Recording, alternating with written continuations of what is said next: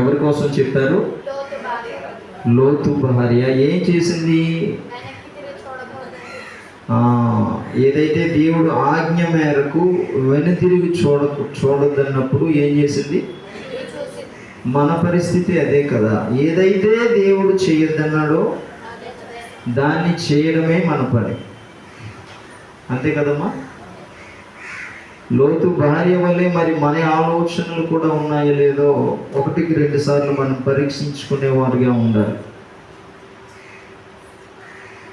గమనించండి, లోతు భార్య స్థానంలో, ఉదాహరణకు ఊహించండి, లోతు భార్య స్థానంలో నిన్ను నన్ను దేవుడు ఆ టైంలో పుట్టించుంటే, లోతు భార్యని కాకుండా మనమే ఆమె స్థానంలో ఉన్నాం అనుకో, ఏమైపోయే వాళ్ళము? ఇప్పటికి ఉప్పు స్తంభం అయిపోయేవారు.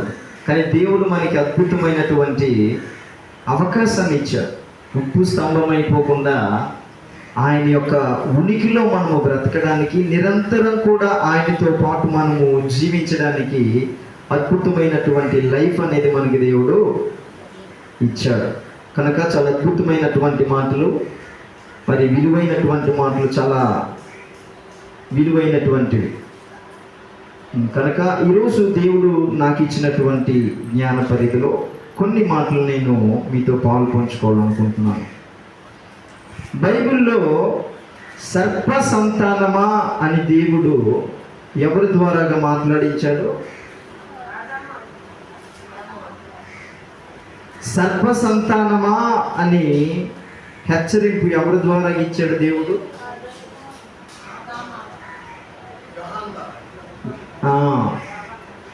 బాప్టిజం ఇచ్చు యోహాను ద్వారాగా దేవుడు అద్భుతమైనటువంటి హెచ్చరింపు అనేది ఇచ్చాడు. ఎందుకు ఇచ్చాడు, ఎవరికి ఇచ్చాడు అనేది కొద్ది నిమిషాలు మనము ధ్యానించేవారిగా ఉందాం.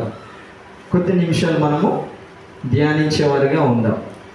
అయితే సర్ప సంతానమా అని బాప్టిజం ఇచ్చి యోహాను ఎవరికి ఆ యొక్క మాట ఆడుతున్నాడంటే,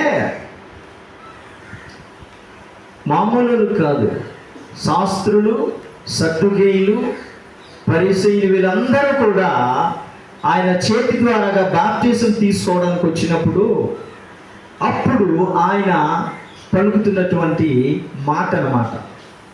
అంటే మన కుటుంబంలో కొందరు ఉన్నారనుకోండి, ఒరే బాబు మేము యేసు ప్రభువుని స్వీకరించాము, మాకు బాప్టిజం అయినా అనుకోని కొందరు వచ్చినప్పుడు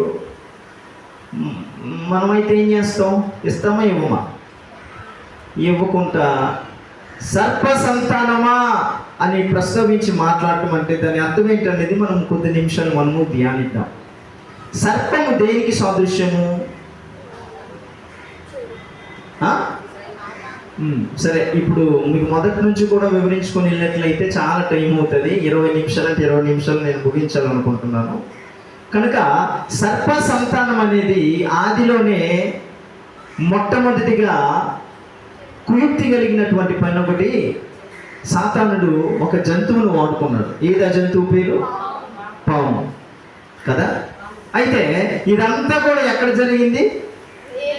ఏదైనా తోటలో జరిగింది.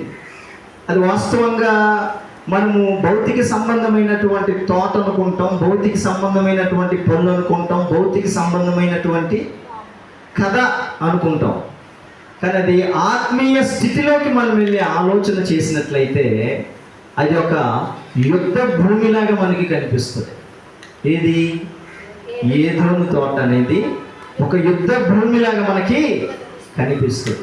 వాస్తవంగా ఆ యొక్క చెట్టు, ఈ తోటలో ఉన్నవన్నీ తినండి, కానీ ఆ తోట మధ్య ఒక చెట్టు ఉంది, ఆ చెట్టు కడు మీరు ముట్టొద్దని దేవుడు మాట్లాడాడు కదా. అయితే అక్కడ ఎవరికి ప్రేరేపించేలాగా తెలివితేటలుగా మోసం చేసి తినిపించేసింది అవ్వని.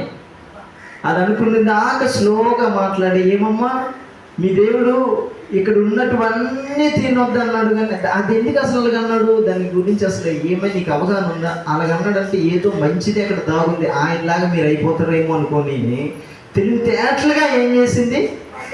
తినిపించేసింది. ప్రపంచంలో ఈ భూమి మీద మొట్టమొదటి అబద్ధం ఎవరాడారు? సాతానుడు పాము ద్వారాగా ఆడాడు. మరి మొట్టమొదట అయినటువంటి నరహత్య కూడా ఎవరి ద్వారా జరిగింది?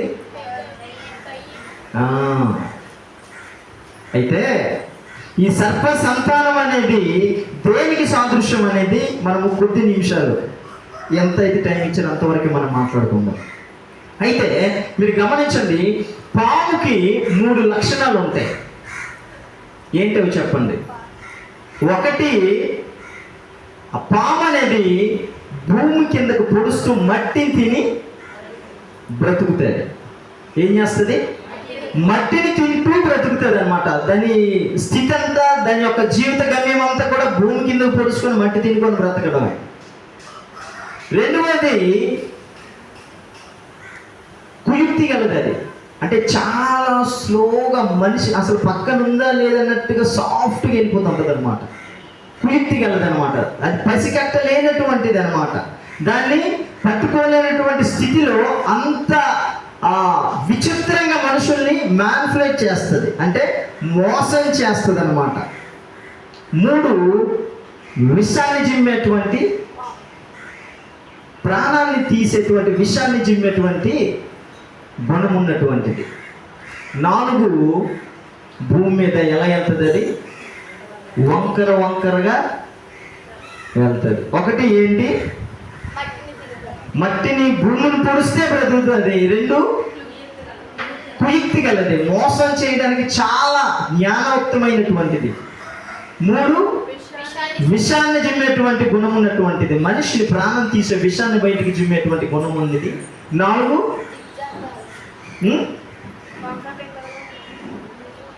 వంకరగా వెళ్తూ ఉండేటువంటిది. అంటే దాన్ని బ్రతుకున్నంత వరకు కూడా దాన్ని నరకంతా కూడా ఎలా ఉంటుంది? వంకరగా ఉంటుంది అనమాట. కనుక ఇదంతా కూడా దేనికి సాదృశ్యం అంటే పాప సంబంధమైనటువంటి జీవితానికి, మనిషిని మనిషిగా ప్రేమించలేనటువంటి జీవితానికి, మనిషిని పరిశుద్ధులుగా బ్రతకనివ్వకుండా చేయటానికి పూనుకున్నటువంటి ఈ 4 గుణాలు పాములో మనకి పర్టిక్యులర్గా కనిపిస్తాయి. అయితే ఇక్కడ బాప్తిసం ఇచ్చే యోహాను ఎందుకు మాట్లాడుతున్నాడు అనేది మనం కొద్ది నిమిషాలు ధ్యానించినట్లయితే అక్కడికి వచ్చినటువంటి వారందరూ కూడా మామూలు వ్యక్తులు కాదనమాట. అక్కడ 3 గుంపులు అనేవి ఉన్నాయి. ఆ 3 గుంపులు కూడా దేవుడు బాప్తిసం ఇచ్చే యోహాను ద్వారా ఒక బలమైనటువంటి హెచ్చరిక అనేది చేస్తున్నాడు. చూద్దాం అక్కడ ఏ గుంపులకు దేవుడు మాట్లాడుతున్నాడో. లూకా సువార్త 3వ అధ్యాయము, పేజీ నెంబరు 52 తీయండి. లూకా సువార్త 3వ అధ్యాయము 7వ వచనం చదువము. అతడు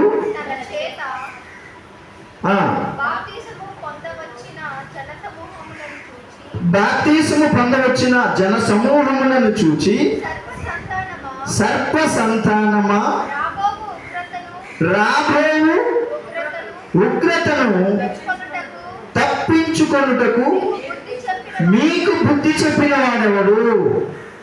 చదువమ్మా. మారు మనస్సునకు తగిన ఫలము ఫలించుడి. చాలమ్మా. అక్కడ వచ్చినటువంటి గుంపు వాళ్ళందరూ కూడా ఎవరంటే జ్ఞానము కలిగిన వారు, ధనము కలిగిన వారు, ఉన్నతమైనటువంటి వ్యక్తులు. యేసు ప్రభు అంటే, యెహోవా దేవుడు అంటే ధర్మశాస్త్రాన్ని అవపోసన పెట్టినటువంటి వ్యక్తులు. వాళ్ళందరూ కూడా జన సమూహం వల్ల ఆయన దగ్గరకు వచ్చి బాప్తిసం తీసుకోవడం కోసం వచ్చినప్పుడు ఆయన ఒకటే మాట్లాడుతున్నాడు అనమాట. సర్ప సంతానమా, మారు మనస్సుకు తగిన ప్రతిఫలము మీరు ఫలించండి అని మాట్లాడుతున్నాడు అనమాట. ఎవరు? బాప్తిసం ఇచ్చే యోహాను అనమాట. అంత ధైర్యంగా, అంత రికార్డెడ్ స్టేట్మెంట్ ఇవ్వడం అంటే ఆశామాష కాదనమాట. ఆ ఎదుర్కొన్నటువంటి వ్యక్తులు మామూలు కాదు. ఇదేంటిది? సర్పసంతానం, మారు మనసు అంటున్నాడు. ఆ ఏదైనా దాంట్లో జీవవృక్ష ఫలం ఏంటో తెలుసు, దానిమ్మ వృక్షం ఏంటో తెలుసు, కానీ ఈ మారు మనసు అనేది ఏంటి నాయన? మరి ఇన్ని రోజులు కూడా యెహోవా దేవుడు పెట్టినటువంటి నిబంధనలన్నీ కూడా అంత చక్కగా పాటిస్తున్నాం కదా. ఒకవేళ మాకు పాపం ఉంటే ఆ యొక్క దూడను తీసుకొచ్చి బలించి చక్కగా మా దుమ్మాట రక్తాన్ని రాసుకొని ఎంత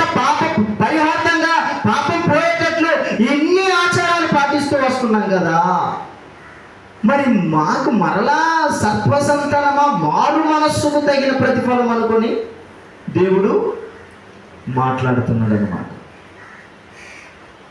అయితే మారు మనస్సుకు తగిన ప్రతిఫలం అంటే తీయండి ఒక లేఖనం. ఇక్కడ 3 గుంపులతో దేవుడు స్ట్రైట్గా మాట్లాడుతున్నాడు. అందులో ఒకటో గుంపు మనం తీసుకుందాం. లూకాసు అందులోనే 11వ వచనం చదవన్నాము.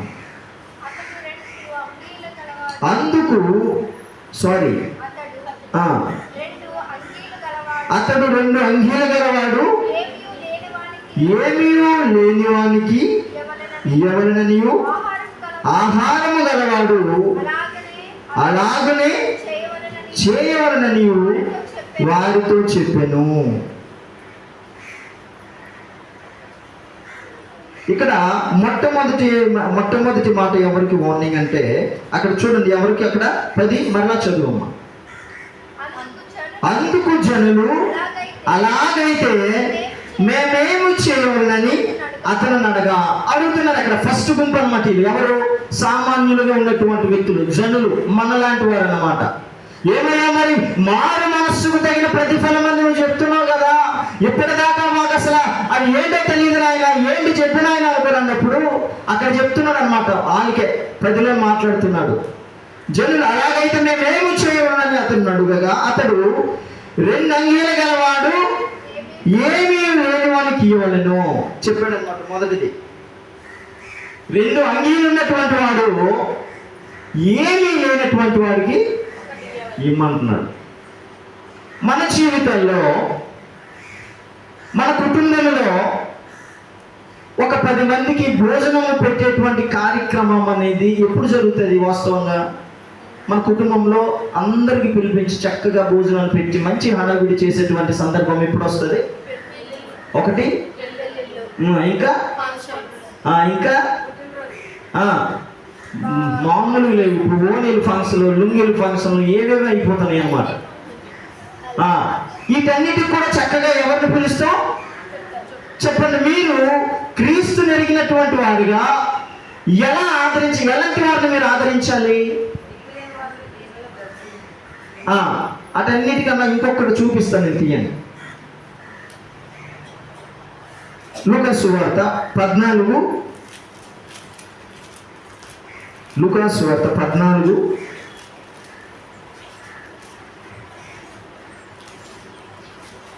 తీసారా? 13 చదవండి. అయితే నీవు వృద్ధి చేయనప్పుడు బీదలను, అంగహీనులను, కుంటివాండ్రును, గుడ్డివాండ్రును పిలువుము, నీకు ప్రత్యుపకారము చేయుటకు వారికేమీ లేదు కనుక నీవు ధన్యుడు వగదువు. చాలండి. ఎలాంటి వాళ్ళకి తెలుసా మన ఇక్కడ చేయమంటున్నాడు దేవుడు? నువ్వు మరలా వారికి భోజనం పెట్టినా, వస్త్రాలు పెట్టినా, ఏది ఇచ్చినప్పటికీ కూడా వారు తిరిగి నీకు అది రిటర్న్ ఇచ్చేవారుగా ఉన్నటువంటి వారికి చేయకూడదు. మనం ఇంట్లో పెళ్లి చేసుకున్నప్పుడు, ఫంక్షన్లు చేసుకున్నప్పుడు, బర్త్డే చేసుకున్నప్పుడు, అనేక రకాలైనటువంటి సందర్భాల్లో మంచి భోజనాలు ప్రిపేర్ చేసుకొని మన చుట్టుపక్కల వాళ్ళు ఫస్ట్ పిలుస్తాం, మన కుటుంబీకులు ఎవరో.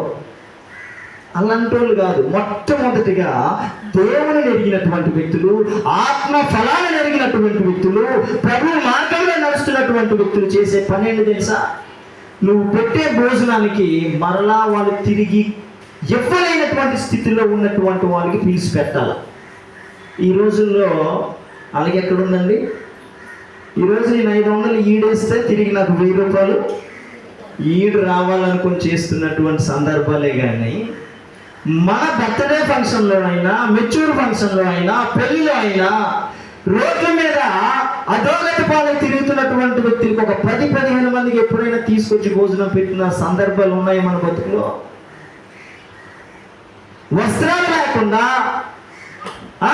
మతి స్థిమితం లేకుండా ఆ రోడ్ల మీద తిరుగుతున్నటువంటి వ్యక్తులను తీసుకొచ్చి మన బ్రతుకులో ఎప్పుడైనా ఒక 10-15 మందికి కూర్చోబెట్టి చక్కగా దేవుని ప్రేమ కలిగి వాళ్ళని ఆదరించి ఒక్క పూట భోజనం పెట్టినటువంటి సందర్భాలు మన జీవితంలో ఉన్నాయో లేదో దేవుడు మాట్లాడుతున్నాడు.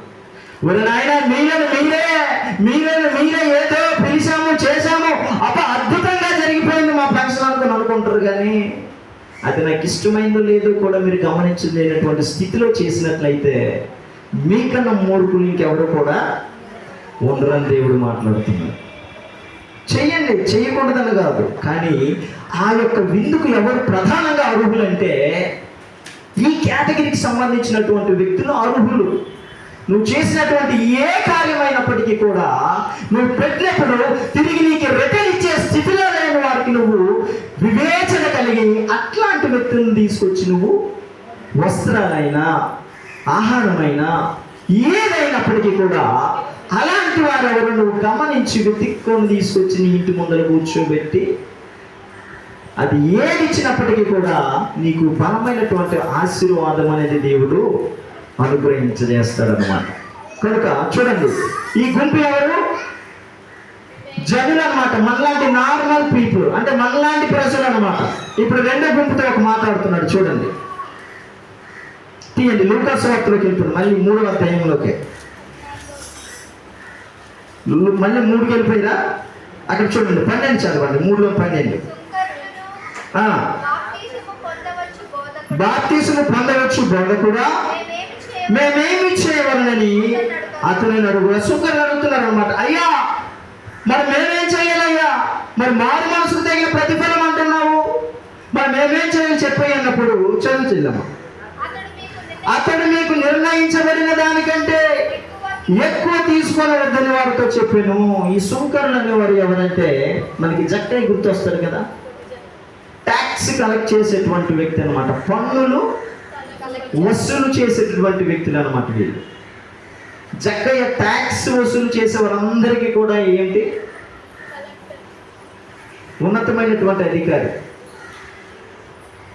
అయితే ఈ సుంకరులు ఎవరంటే పన్ను వసూలు చేసేటువంటి వారు అక్కడ ఉన్నారు. వాళ్ళు అడుగుతున్నారు, ఎవరికి? బాప్తిస్మం ఇచ్చే యోహానుకి అడుగుతున్నారు, అయ్యా మరి మారు మనసు తగిన ప్రతిఫలం అంటున్నావు, ఏంటో చెప్పాయి అనుకున్నప్పుడు ఫస్ట్ జనులతో మాట్లాడాడు. అదేమన్నాడంటే ఏం చెప్పాడు జనులతో? వస్త్రాలు లేని వారికి వస్త్రాలు ఇవ్వండి, బీదలను అంగహీనులను ఎవరైతే మీరు పెడితే తిరిగి ఇవ్వలేనటువంటి స్థితిలో ఎవరు ఉంటారో అలాంటి వాళ్ళకి మీరు పెట్టండి బాబు నెత్తుక్కొని వచ్చి అనుకుని దేవుడు బాప్తిస్మం ఇచ్చే యోహాను ద్వారా వార్నింగ్ ఇస్తున్నాడు అనమాట. ఇప్పుడు సుంకరుడు అడుగుతున్నాడు, సుంకరుడికి ఏం చెప్తున్నాడంటే మీకు నిర్ణయించినటువంటి దానికి మాత్రమే లోబడి కలెక్ట్ చేయాలి పన్ను, అంతకు మించి మీరు ఎక్స్ట్రా కలెక్ట్ చేసినట్లయితే మీకు మామూలుగా ఉండదని సుంకరులతో మాట్లాడుతున్నాడు దేవుడు. ఏం మాట్లాడుతున్నాడు? సుంకరుడు అంటే ఏ స్థితిలో నీవు ఉన్నావో ఆ స్థితికి నువ్వు న్యాయం చేసేటువంటి దానిగా, న్యాయం చేసేటువంటి వారిగా మనం ఉండాలన్నమాట.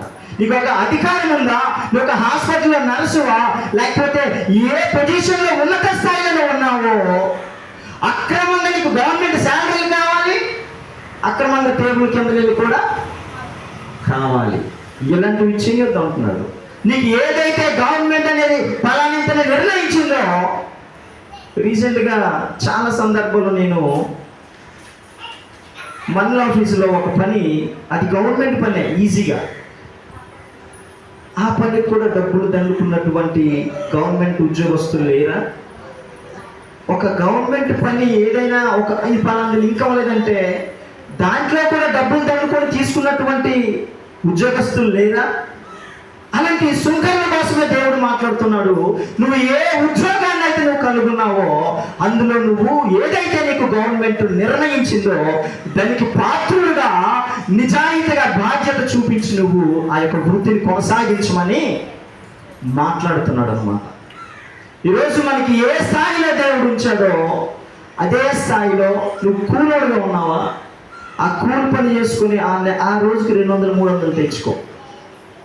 నువ్వు ఒక తాపి వేస్తురువా, నువ్వు ఒక మిషన్ కుట్టినాడువా, ఏ పనిలో నువ్వు ఉన్నావో ఆ పని ఎంతైతే నీకు వస్తుందో అందులో తృప్తి పొంది నువ్వు దేవునికి లోబడి అంత మాత్రమే నువ్వు తీసుకోవాలి తప్ప అక్రమదారంగా, అక్రమార్గాల గుండా, తప్పుడు మార్గాల గుండా వెళ్ళి సంపాదించుకొని వచ్చావు అనుకో, అదంతా వడ్డీతో పాటు ఎలా తీసుకోవాలో నాకు తెలిసిన దేవుడు అంటున్నాడు.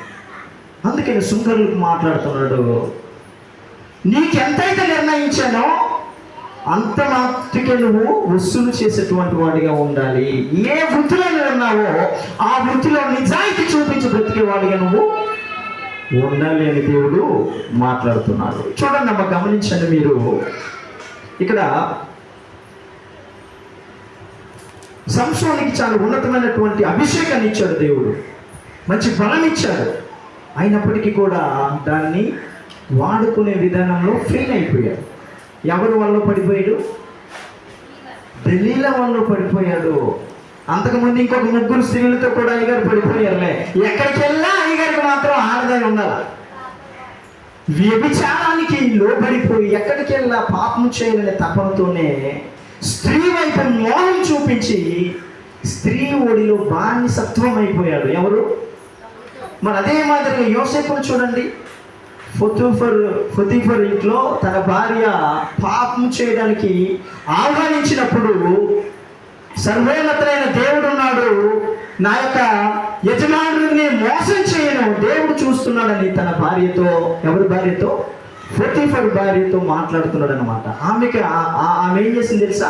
బలవంతంగా పెట్టి మరి ఆపినప్పటికీ కూడా చింపుకొని మరి పారిపోయాడు పాపం నుంచి. ఈరోజు నీనా జీవితంలో కూడా ఈ రకమైనటువంటి యథార్థత మన జీవితంలో ఉందో లేదో దేవుడు మాట్లాడుతున్నాడు. పాపం చేయాలనే అవకాశం మనకు వస్తుంది. లంచం తీసుకునే అవకాశము సాతానుడికి ఇప్పిస్తాడు అది చెయ్యాలని. పాపం మాట్లాడాలని మాటలు ఒక 2-3 కూర్చున్నప్పుడు ఆడుకుందరా నాయన అనుకునే సాతానుడు ప్రేరేపిస్తుంది. పాపం చేయడానే ప్రేరేపణ కొన్ని సందర్భాల్లో మన కళ్ళ ముందే, మన ఇంట్లోనే, మన కుటుంబంలోనే ఉంటుంది. మరి ఆ రకంగా పాపం చేసేస్తున్నామో చేయకుండా ఆగి ప్రభువు వంక చూసి మనం పాపం చేయకుండా యథార్థతగా నిజాయితీగా ప్రభువు వంక చూసేవారుగా ఉన్నామో లేదో దేవుడు మాట్లాడుతున్నాడు అనమాట. యథార్థత అనేది ఖచ్చితంగా మన జీవితంలో ఉండాలి. పాపం నుంచి పాపము ఆహ్వానించింది ఎవరికి? యోసేపుకి. పాపం ఏం చేసింది? ఆహ్వానించినప్పటికీ కూడా వాడుకోకుండా, పాపాన్నే ఇష్టంగా వాడుకోకుండా పాపం నుంచి పారిపోయాడండి. ఈరోజు మన జీవితంలో కూడా నువ్వు చేస్తున్న పనిలో పాపం చేయడానికి అవకాశం సాతాను కావాలనే పెడతాడు. ఈరోజు నువ్వు చదువుతున్న కాలేజీలో పాపం చేయాలని సాతానుడు పెడతాడు. ఈరోజు నువ్వు చేస్తున్నటువంటి ఆఫీసులో పాపం చేయాలని సాతానుడే అవకాశాన్ని ఏర్పాటు చేస్తాడనమాట.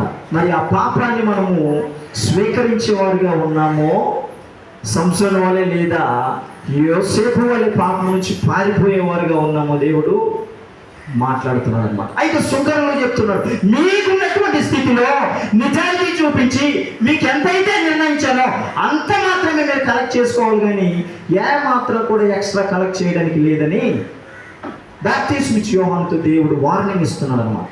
ఎన్ని గుంపులు అయ్యాయి? 2 గుంపులు. మీకు ఒక ఉదాహరణ చెప్తానమ్మా. అయితే ట్రంప్ తెలుసు కదా మీకు? ఎవరు ట్రంప్? మత్తయ్య గారు మంచి ఫాలోఅప్లో ఉన్నారు. అమెరికా అధ్యక్షుడు అనమాట ఆయన. ఇండియా గత కొన్ని నెలల ముందు వచ్చారు.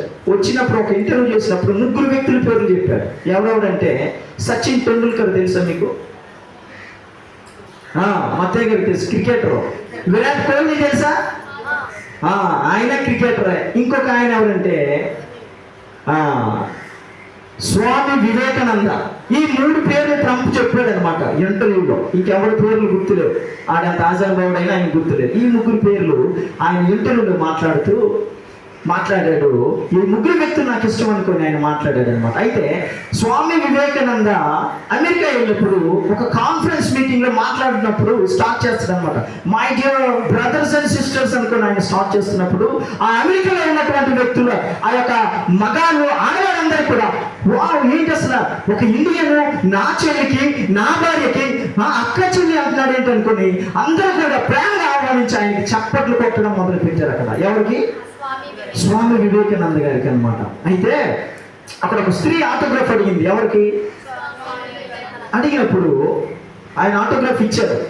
ఇచ్చి, అమ్మ ఎందుకమ్మా ఈ ఆటోగ్రాఫ్ అన్నప్పుడు, వివేకానంద గారు మీ మాట తీరు, మీ యొక్క ఆలోచన విధానం అంతా కూడా నేను ఇష్టపడ్డానండి. మంచి యవ్వనంలో ఉన్నటువంటి స్త్రీ, ఈయన కూడా అప్పుడు పెళ్ళవల. ఆ స్త్రీ వచ్చి మాట్లాడుతుంది, మిమ్మల్ని వీలైతే నేను పెళ్లి చేసుకొని మీ ద్వారాగా పిల్లల్ని కాసి ఈ లోకానికి పరిచయం చేయడం నాకు ఒక ఆశ ఉందని అనుకొని మంచి ఉన్నత స్థాయిలో ఉన్నటువంటి స్త్రీ వచ్చి అవకాశం అడుగుతుంది. ఎవరికి? వివేకానంద గారికి. ఆయన అంటాడు, అమ్మా, నాతో నువ్వు పెళ్లి చేసుకుని నా ద్వారాగా శారీరకంగా నువ్వు పిల్లలు కాసి ఈ లోకానికి ప్రపంచానికి పరిచయం చేసే బదులు నన్నే నీ కొడుకుగా భావించి ఈ లోకానికి చూపించవచ్చు కదమ్మా అనుకొని ఎంత ఉన్నతమైనటువంటి మాట్లాడాడండి. ఈరోజు అలాంటి అవకాశాలు వచ్చినటువంటి వస్తే తప్పీమని ఎగిరిపోయినటువంటి సందర్భాలు ఉన్నాయా లేదండి? కనుక మనకు దేవుడు ఇచ్చినటువంటి స్థితిలో నిజాయితీగా నిబద్ధతతో ఆయన యొక్క అడుగుజాడలో నడిచేవారిగా పాపం వైపు మనం మొగ్గు చూపించి మన స్వార్థానికి వెళ్ళిపోయేవారిగా ఉండకూడదని సుంకరులతో దేవుడు ఇక్కడ బాప్తిసం ఇచ్చి యోహాను ద్వారా మాట్లాడుతున్నాడు అన్నమాట. 2 గుంపులతో టైం అయిపోయింది, నన్ను క్షమించాలి. ఇంకొక 3 నిమిషం ముగించేస్తాను. ఇక 2 గుంపులుగా అయిపోయింది. 3వ గుంపు నేను పరిచయం చేస్తాను. ఫస్ట్ గుంపు ఎవరు? సామాన్య ప్రజలు. 2వ గుంపు ఎవరు? సుంకరులు. 3వ గుంపు, చివరి గుంపు తీయండి. అందులో 14వ వచనం చదువమ్మా. సైనికులు. ఇప్పుడు ఈ గుంపు అన్నమాట. ఫస్ట్ నార్మల్ ప్రజలు అడిగారు, తర్వాత సుంకరులు అడిగారు, ఇప్పుడు తర్వాత ఎవరు? సైనికులు. సైనికులను మేమేమి చేయమని అతన్ని అడిగారు. అందుకు అతడు, ఎవరిని బాధ పెట్టకయు ఎవరి మీద అపనింద వేయకయు మీ జీవితములతో తృప్తి పొందుడని వారితో చెప్పాను. ఈ ఖైదీలు అంటే ఎవరు? ఇప్పుడు అన్యాయం జరిగిన తప్పిక్కమని ఎవరు పరిగెత్తి వస్తారో కంప్లైంట్ ఇస్తే? పోలీసులు. ఇలాంటి అంటే డెమోక్రసీని మెయింటైన్ చేసేటువంటి వారు అనమాట. అంటే ప్రజలను ఒక ఆధీనంలో తీసుకుని ఏది రైటో ఏది తప్పో వాళ్ళు నిర్ణయించి ప్రజలను సాంరక్షకంగా చూసేటువంటి బాధ్యత ఈ సైనికులది అనమాట. ఇప్పుడు ఈ సుంకరులు కొందరికడ పన్ను వసూలు ఇవ్వలేనటువంటి వ్యక్తికి కంప్లైంట్ ఇచ్చి సైనికుల చేత అపారంగా ఎక్కువ పిండించి వసూలు చేసేటువంటి వారు. ఈ సుంకరులు ఎవరైనా ఇవ్వలేదనుకోండి, ఈ సైనికులు చెప్తే ఈరోజు బలవంతంగా లాగేసుకునేవారు అనమాట. ఏంటి? పన్ను. సైనికులు అంటున్నారు, రే, ఏదైతే డ్యూటీలో మీకు ఉంచానో అందులో అక్రమంగా కేసులు పెట్టేసి అక్రమంగా ఏమన్నా ఒక అధికారం చేతిలో ఉందంటే తప్పుడు కేసులు పెట్టి హింసించినటువంటి వాళ్ళు లేరా? అధికారం మన చేతిలో ఉందంటే తప్పుడు లెటర్లు రాసి తప్పుడు ఆ మాటలు ఆ యొక్క స్టేషన్లంట ఆయా కోర్టులంట తప్పుడు మాట్లాడేసి మనుషులు హింసించినటువంటి వారు లేరా? ఆనాడే ఉన్నారు. ఈ రోజు కూడా ఇలాంటి సైనికులు ఉండక లేదు. అప్పటి నుంచి ఇప్పటి వరకు కూడా ఆ రకమైనటువంటి సర్ప సంతానం కలిగినటువంటి బుద్ధితోనే బ్రతుకుతున్నటువంటి జనాలు ఇంకా ఉన్నారు. కనుక దేవుడు ఏం మాట్లాడుతున్నాడంటే ఈ 3 గుంపులతో ప్రభువు మాట్లాడుతున్నటువంటి మాట, సర్ప సంతానం అంటే పాముకు ఏ రకంగా అయితే విషం చిమ్ముతాడో ఒక మనిషి ప్రాణం తీయాలని మనుష్యుడు ఆలోచన విధానం కూడా విషము చిమ్మేటువంటిదిగా ఉండకూడదు అని ఈ 3 గుంపులకు కూడా యోహాను ద్వారా వార్నింగ్ ఇస్తున్నాడు అన్నమాట. వంకరగా సంపాదించేటువంటి వారికి పాము ఎలా అయితే వంకరగా భూమిలోనే ఇదే శాశ్వతం అనుకుని బ్రతుకుతాడో పాము స్వభావం కలిగినటువంటి వ్యక్తులు ఈ లోకంలో ఇంకా బ్రతుకుతూనే ఉన్నారు. అందుకని సర్ప సంతానమని బాప్తిసం ఇచ్చి యోహాను ప్రస్తావిస్తున్నాడు. కనుక విషము చిమ్మేటువంటి స్వభావం నీలో ఉందా? వంకర మాటలు ఎదుటి కోసం చెప్పే స్వభావం నీలో ఉందా? చెప్పమ్మా. పాము ఎలా అయితే భూమిని పొడుచుకుంటూ భూమి తన సొంత మనకని బ్రతుకుతాడో ఈరోజు నీ నా జీవితంలో ప్రభువుని మర్చిపోయి లోకంలో ఉన్నది అంతా నాకే కావాలని ఈ లోక సంబంధిగా బ్రతికి సంపాదించుకొని ఏమేది వేసుకోవాలని చూస్తే మాత్రం ఆయన ఉగ్రత నుంచి తప్పించేవాడు ఎవ్వడు కూడా నీకు ఉండడు. కనుక పాము స్వభావం ఒకవేళ మనలో ఉందో లేదో, విషము చిన్న స్వభావం ఒకవేళ మనలో ఉందో లేదో, ఎదుటి బ్రతుకుతుంటే వారిపైన విషము చిన్నటువంటి మాటలు ఎల్లప్పుడూ ఆడుకునే పాముల స్వభావంలో ఉందో లేదో దేవుడు అడుగుతున్నాడు అనమాట. ఎదుటోడు చక్కగా బ్రతుకుతుంటే వంకర మాటలు చెప్పి ఏదో చెప్పి విడదీసేటువంటి ఆలోచన కలిగి మనం ఉండకూడదని దేవుడు మాట్లాడుతున్నాడు. సుంకరులండి ఒక అధికారంలో ఉన్నటువంటి వారండి. ఈరోజు ఎందరో దైవజనులు కూడా వాళ్ళ స్వలాభాల కోసము, వాళ్ళ సొంత అభివృద్ధి కోసము వాళ్ళ పేరును వాడుకొని బ్రతుకుతున్నటువంటి లేరా ఉన్నారండి. ఏమన్నంటే పాస్టర్ గారు బాబుని, పాస్టర్ గారు అమ్మాయిని అనుకొని బిల్డప్ చేస్తూ నా జీవితంలో నేను ఆల్రెడీ దీనికోసం మీకు వర్తమానం కూడా చెప్పాను. కొన్ని సందర్భాల్లో దైవజనుల కంటే విశ్వాసులే ఒక మాదిరికత చూపిస్తారు దేవుని ముందు. అందరి కోసం నేను చెప్పట్లేదు, కొందరు జీవితంలో చూశాను. కనుక ఈ పాము స్వభావం ఒకవేళ నీలో నాలో ఉన్నట్లయితే ఆయన ఉగ్రత నుంచి మనకి తప్పించేవారు ఎవరు కూడా ఉండరు. అద్భుతమైన మాట అయ్యగారు మొదట్లో మాట్లాడాడు. లోతు భార్య ఏం చేసింది? వెనక్కి తిరిగి చూసింది. అయిపోయింది ఉప్పు స్తంభం. ఐగుప్తీయులు మొత్తం మనం విన్నారు కదా మీరు. ఎందుకు ముంచేశాడు? లేట్ చేసింది కదా, నిర్లక్ష్యం చేసింది. అయ్యగారు చెప్పారు కదా, ఎవరు లోతు భార్య ఏం చేసింది? నిర్లక్ష్యం. వస్తాదులే, ఇది పోతుంది ముందు, అమ్మనైనా మేకప్ కిట్టు, అమ్మ 2 తులాల నెక్లెస్, అవి ఏటైపోతే నేను వెనక్కి చూసింది. ఇటు వచ్చేసరికి ఏటైపోయింది? ఉప్పు స్తంభం అయిపోయింది అమ్మ. అలాగే ఐగుప్తీయులు ఎందుకు ముంచేశాడు తెలుసా? 430 సంవత్సరాలు వాళ్ళు పశ్చాత్తాపం లేదు, మారు మనస్సు లేదు, దేవుని ప్రేమ లేదు, దేవుడికి దగ్గరగా ఉండాలని వివేచన కూడా లేదు. కనుక సముద్రం మధ్యకెళ్ళి అమ్మ నాయన దేవుడు బలవంతుడు అనుకుని అన్నప్పటికీ కూడా వాళ్ళకి ఏం లేదు, అవకాశం లేదు, ముంచేశాడు దేవుడు. కనుక నీ నా జీవితంలో పాము స్వభావం ఒకేలా ఉన్నట్లయితే 1-2